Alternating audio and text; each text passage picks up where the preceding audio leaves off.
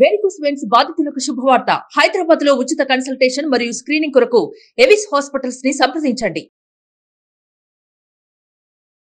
నమస్కారం వంశీకృష్ణ గారు. నమస్కారం మేడం. సో మనమైతే ఎక్కువగా పిల్లలు చదువు మీద కాన్సన్ట్రేషన్ కావచ్చు, ఫోకస్ కావచ్చు పెట్టకపోవడానికి రీజన్స్ ఏంటి అనేది మనం మాట్లాడుకోవడం జరిగింది. అందులో మనం మాట్లాడిన 5 పాయింట్స్ దాంతోపాటు ఎక్కువగా మీ పిల్లోడు స్పెషల్గా ఏ రీజన్ తోటి చదువుకోకపోవడానికి రీజన్ ఏంటి అని కూడా మనం మెన్షన్ చేయమన్నా. అండ్ దానికి మంచి రెస్పాన్స్ కూడా వచ్చింది. అండ్ ఇంకా చాలా రీజన్స్ ఉన్నాయని మీరు చెప్పారు. ఇంకా ఎలాంటి రీజన్స్ ఉన్నాయండి? పిల్లలు ఫోకస్ తగ్గించడానికి అంటే ఫోకస్ చేయకపోవడానికి reason lack of motivation madam. దీంట్లో ల్యాక్ ఆఫ్ మోటివేషన్ అంటున్నాం కదా, అంటే మోటివేషన్ తక్కువ ఉన్నా పిల్లలు స్టడీస్ మీద ఫోకస్ చేయలేరు, అలాగని మోటివేషన్ ఎక్కువైతే కూడా పిల్లలు స్టడీస్ మీద ఎక్కువగా ఫోకస్ చేయలేరు మేడం. దీనికి ఎలాగో చూద్దాం మేడం. ఇప్పుడు చూడండి, ఫర్ ఎగ్జాంపుల్ పిల్లలకు అసలే మోటివేషన్ లేదనుకోండి, అంటే వాళ్ళ గోల్స్ పట్ల కావచ్చు, వాళ్ళ ఫ్యూచర్ ఉన్నటువంటి వాళ్ళు అచీవ్ చేయాలనుకుంటున్న ఆ ప్లేస్ ఏదైతే ఉందో, ఆ జాబ్ కావచ్చు, బిజినెస్ కావచ్చు, ఇంకేదైనా ఆ మోటివేషన్ లేకపోతే వాళ్ళు స్టడీస్ మీద పెద్దగా ఫోకస్ చేయరు. అట్లాగని ప్రతిసారి మనం మోటివేషన్ చేసినాం అనుకోండి పిల్లలకి, అది కూడా నష్టమే అనమాట. ఎట్లా అంటే చూడండి, ఇప్పుడు ఒక క్లాస్ రూమ్లో ఒక టీచర్ కావచ్చు, లేదంటే ఒక ఇంట్లో ఒక పేరెంట్ కావచ్చు, వాళ్ళు ఏమేమి అచీవ్ చేయాలనే విషయాల పట్ల వాళ్ళకి బాగా మోటివేట్ చేశారు, వాళ్ళకు సక్సెస్ స్టోరీస్ కూడా బాగా చెప్పారు. అంటే నువ్వు ఇలా చేస్తే ఇలా అవుతావు, ఇలా చేస్తున్నప్పుడు నువ్వు ఈ గోల్స్ అచీవ్ చేస్తావు, ఇలా అచీవ్ అయిన వాళ్ళు ఇంతమంది ఉన్నారు, వీళ్ళని చూసి నేర్చుకో, వీళ్ళలాగా నువ్వు కూడా అచీవ్ చేయాలంటే నువ్వు ఇలా బాగా కష్టపడాలి అని, లేదనుకుంటే ఏదో ఒక గొప్ప వ్యక్తుల గురించి వాళ్ళు అచీవ్ చేసిన ఆ గోల్స్, ఆ షెడ్యూల్ ఏదైతే ఉంటుందో దాన్ని మనం పిల్లలకి ఎక్స్ప్లెయిన్ చేస్తాం. ఓకే, పిల్లలు ఇలా మనం బాగా మోటివేట్ చేసినప్పుడు చాలా ఎనర్జెటిక్గా ఎస్ నాకు కూడా చదవాలి, నేను కూడా నా గోల్ అచీవ్ చేయాలి అని లోపల ఒక బలమైన ఆ ఫైర్ అనేది వాళ్ళకి తగులుతుంది. ఇప్పుడు మనం హై మోటివేషన్ చేసినాం, అసలే మోటివేషన్ చేయకపోతే నష్టమే, అంటే వాళ్ళకి చేయకపోతే. ఇప్పుడు అట్లాగని హై మోటివేషన్ చేసినాం. మరి హై మోటివేషన్ చేసినప్పుడు పిల్లలు క్లాస్ రూమ్లో కానీ లేకపోతే పేరెంట్స్ ముందు చెప్పినప్పుడు కానీ బాగా విన్నారు. ఇప్పుడు మళ్ళీ ఇంటికి వెళ్ళారు, వాళ్ళ స్టడీ రూమ్లోకి వెళ్ళి బుక్స్ ఓపెన్ చేశారు. ఇప్పుడు బుక్స్ ఓపెన్ చేసిన తర్వాత వాళ్ళకి పీరియాడిక్ టేబుల్ ఎట్లా నేర్చుకోవాలో అర్థం అవ్వట్లేదు, ఇయర్స్ ఎట్లా నేర్చుకోవాలో అర్థం అవ్వట్లేదు, వాళ్ళకి లాంగ్ ఆన్సర్స్ ఎట్లా నేర్చుకోవాలో అర్థం అవ్వట్లేదు, షార్ట్ ఆన్సర్స్ ఎట్లా నేర్చుకోవాలో అర్థం అవ్వట్లేదు. ఇప్పుడు వాళ్ళు ఇంకా స్ట్రెస్, ఇంకా ప్రెషర్గా ఫీల్ అవుతారా, లేకుంటే ఆ మోటివేషన్ వాళ్ళ మీద వర్కౌట్ అవుతుందంటారా? లేదు, అంటే ప్రెషర్గా ఫీల్ అయ్యే ఛాన్సెస్ ఎక్కువగా. నేనేమంటున్నానంటే ఫస్ట్ పిల్లలకి మోటివేషన్ ఎప్పుడు చేయాలంటే ఫస్ట్ ప్రాసెస్ చెప్పి ఆ తర్వాత మోటివేషన్ చేయండి, అప్పుడు వర్కౌట్ అవుతుంది. నేను అదే చెప్పాను, అంటే ల్యాక్ ఆఫ్ మోటివేషన్ అంటున్నాను కదా, అసలే మోటివేషన్ లేదనుకోండి ప్రమాదమే, అది మోటివేషన్ ఎక్కువైనా ప్రమాదమే. మరి ఎట్లా చేయాలి అంటే ఫస్ట్ పిల్లలకి ఎలా చదవాలి, ఎలా గుర్తుపెట్టుకోవాలి, ఎలా గుర్తుపెట్టుకున్న దాన్ని ఎలా మనం అవసరమైన సమయంలో గుర్తు తెచ్చుకోవాలి, ఎలా ఎగ్జామ్లో రాయాలి, ఈ విషయాల పట్ల పిల్లలకి ఫస్ట్ నేర్పించండి. నేర్పించిన తర్వాత మోటివేషన్ చేస్తే అప్పుడు వాళ్ళకి ఎలాగో ప్రాసెస్ తెలుసు. ఇప్పుడు హై మోటివేషన్ చేసినా వాళ్ళకి చదవాలనే ఇంట్రెస్ట్ వచ్చింది, ఆ ఫైర్ లోపల నుంచి అంటుకుంది. ఇప్పుడు బుక్స్ ఓపెన్ చేస్తే వాళ్ళకు చదివే విధానం అర్థమైతలేదు, ఎలా గుర్తుపెట్టుకోవాలో అర్థమైతలేదు, ఎలా గుర్తు తెచ్చుకోవాలో అర్థమైతలేదు. ఇప్పుడు మనం చేసిన మోటివేషన్ వృధానే కదా. పైగా వాళ్ళని మనం హైగా అంటే ఇంకా ఫోకస్గా ఉంచేలా చేద్దామని చేసిన మన ప్రయత్నము ఇంకా వాళ్ళని డిప్రెషన్లోకి తీసుకుపోతుంది, డిమోటివేట్ చేస్తుంది. ఎందుకంటే ఇంత బాగా చెప్పారు, నేను చదువుదామని ఇంత ఫైర్ ఉంది నా లోపల, అయినా కూడా నాకు రావట్లేదు చదువుతుంటే, కాబట్టి పిల్లలు ఇంకా లోపలికి వెళ్ళిపోతారు. సో ఏదైనా కూడా ప్రమాదమే. అంటే నేనేమంటున్నాను అంటే మోటివేషన్ చేయడం అనేది రైట్, ఎప్పుడు చేయాలనేది చాలా మందికి తెలియక పిల్లల్ని ఇంకా ప్రెజర్కి గురి చేస్తున్నారు. ఓకే, ఇప్పుడు ఫర్ ఎగ్జాంపుల్ ఒక వ్యక్తికి ఒక మహిళ అనుకోండి, ఆమెకి వంట బాగానే వచ్చు, ఇంకా బాగా చేయమని మనం ఆ పర్సన్కి మోటివేట్ చేస్తే బాగా చేస్తుంది.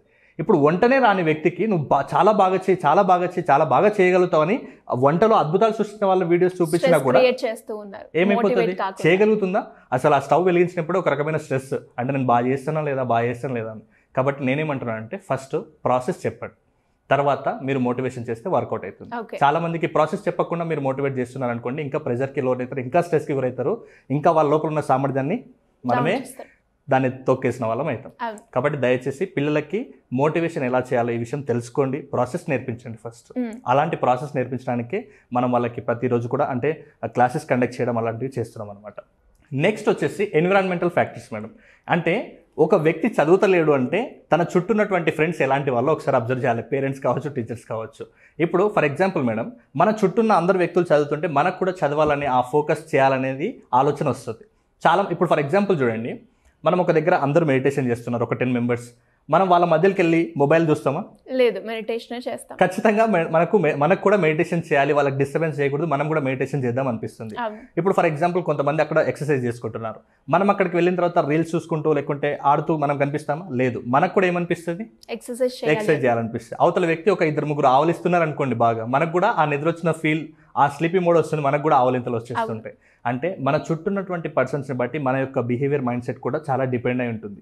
కాబట్టి మన చుట్టూ కూడా మనం చదువు మీద ఫోకస్ చేస్తలేమంటే, నీ చుట్టుపక్కల ఉన్న ఫ్రెండ్స్ ఎక్కువ డిస్ట్రాక్షన్స్, ఎక్కువ బైక్ రేసుకో, ఎక్కువ రెస్టారెంట్కి తిరుగుతున్నారో, లేకుంటే ఎక్కువ జల్సాలు చేస్తున్నారో, అలాంటి వాళ్ళు ఉంటే వెంటనే కట్ చేయండి. అలాంటి వాళ్ళు ఉన్నప్పుడు మనకు కూడా అలాగే చేయాలనిపిస్తుంది. ఒకవేళ చదవాలనిపిస్తుంది, తిరిగే ఫ్రెండ్స్ ఉంటే తిరగాలనిపిస్తుంది. కాబట్టి మీ చుట్టూ ఉన్నటువంటి ఎన్విరాన్మెంట్ ఎలా ఉందో మీరు అలా తయారవుతారు. నేను అందుకే చెప్తుంటాను ఎక్కువ రిపీటెడ్గా, మ్యాక్సిమం మన చుట్టూ ఉండే ఆ 5 పీపుల్సే మనం. అంటే వాళ్ళు ఎలాంటి వాళ్ళు ఉంటారో మనం అలాంటి వాళ్ళు. సో నెక్స్ట్ వచ్చేసి స్లీపింగ్. చాలామంది ఏం చేస్తుంటారంటే, చాలా నైట్ టైం టీవీలు చూస్తూ, మొబైల్ చూస్తూ ఎక్కువ టైంని వేస్ట్ చేస్తుంటారు. ఇలా వేస్ట్ చేసినప్పుడు వాళ్ళకి నిద్ర సరిపోదు. అంటే నైట్ టైం ఎక్కువ లేట్గా పడుకుంటారు, మళ్ళీ స్కూల్ టైం అవుతుందనో, ఎగ్జామ్స్ ఉన్నాయనో తొందరగా లేస్తుంటారు. ఇప్పుడు నిద్ర అనేది ఎంత ఇంపాక్ట్ క్రియేట్ చేస్తుందంటే, మనం సరిగ్గా నిద్రపోయినప్పుడు మనం చాలా యాక్టివ్గా ఉంటాం. ఆ స్లీప్ అనేది ఎలాంటిదంటే, మొబైల్కి మనం ఛార్జింగ్ చేసినట్టు. అంటే ఆ నైట్ టైంలో మళ్ళీ అంటే అనవసరమైన విషయాలు మర్చిపోయి మళ్ళీ కొత్తగా ఛార్జ్ అవుతాం అనమాట, రీఛార్జ్ అనమాట. సో మీరు కన్నా ఒకవేళ సరిగా నిద్రపోకపోతే, మీకు స్కూల్ టైంలో లేకుంటే కాలేజ్ టైంలో, ఎగ్జామ్ టైంలో ఏమవుతుంది, నిద్ర సరిగా సరిపోలేదు కాబట్టి ఇక్కడ నిద్ర వచ్చేస్తుంది. నిద్ర వచ్చినప్పుడు ఆటోమేటిక్గా మీ ఫోకస్ తగ్గిపోతుంది. అక్కడ సార్ వాళ్ళు కానీ టీచర్స్ కానీ చెప్పిన లెసన్స్ మీద ఫోకస్ చేయలేదు. ఆటోమేటిక్గా మీకు ఆ స్టడీస్ సరిగా అర్థం కావు. వెంటనే మీకు అర్థం కాని సబ్జెక్ట్ ఉందనుకోండి, వెంటనే ఫోకస్ తగ్గిపోతుంటుంది. కాబట్టి మీరు కరెక్ట్గా నిద్రపోవడం అనేది చాలా చాలా మ్యాండేటరీ అనమాట. ఓకే. నెక్స్ట్ వచ్చేసి పిల్లలకి స్టడీ స్కిల్స్ లేకపోవడం మేడం. పిల్లలకి ఎందుకంటే ఇప్పుడు నేను ప్రతిసారి చెప్తుంటాను, ఏదైనా ఒక ప్రాసెస్ అంటే నేను ఇంతకుముందు చెప్పాను, పిల్లలకి మోటివేట్ చేసే కంటే ముందు ప్రాసెస్ చెప్పి తర్వాత మోటివేట్ చేయండి అని. ఇప్పుడు పిల్లలకి ల్యాక్ ఆఫ్ స్టడీ స్కిల్స్ అంటే ఎలా చదువుకోవాలి, ఎలా చదివితే గుర్తుంటుంది అనే విషయాలు చాలా మందికి తెలియదు. నేను అంటుంటాను, చదవండి అంటారు కానీ ఎట్లా చదవాలో చెప్పరు, ఎట్లా గుర్తుపెట్టుకోవాలో చెప్పరు, ఎట్లా గుర్తు తెచ్చుకోవాలో కూడా చెప్పరు. సో వీటన్నింటి కూడా మన దగ్గర దాదాపు ఒక 20 మెథడ్స్ ఉంటాయి మేడం మెమొరీలోనే. అంటే ఏ సబ్జెక్ట్ని ఎలా చదవాలి, న్యూమరికల్ డేటా వస్తే ఎలా చదవాలి, ఒకవేళ మీనింగ్ లేని వర్డ్స్ని ఎలా మీనింగ్ క్రియేట్ చేసుకొని చదవాలి, పీరియాడిక్ టేబుల్ ఎలా క్రియేట్ చేసుకోవాలి. చాలా మంది విద్యార్థులకు ఒక ప్రాబ్లం ఏంటంటే లాంగ్ ఆన్సర్స్ ఎలా చదవాలి, షార్ట్ ఆన్సర్స్ ఎలా చదవాలి. ఇంకా కొంతమందికి భయాలు ఉంటాయి, అంటే 1 సబ్జెక్ట్ వీక్నెస్, మా పిల్లలు మ్యాథ్స్లో వీక్, సైన్స్లో వీక్, ఇంగ్లీష్లో వీక్, ఇట్లాంటివి మనకు ఎక్కువగా కంప్లైంట్స్ వస్తుంటాయి. సో వీటన్నింటిని ఓవర్కమ్ చేయడం కోసం పిల్లలకి చాలా మందికి ఎలా ఓవర్కమ్ చేయాలో తెలియక అక్కడే ఆగిపోతుంటారు. అంటే జస్ట్ మైండ్ సెట్, అంటే వాళ్ళు స్టడీస్లో వీక్ అవ్వడానికి రీజన్ ఏంటంటే మైండ్ సెట్. ఆ మైండ్ సెట్ని సెట్ చేసుకుంటే అన్నీ సెట్ అయిపోతాయి.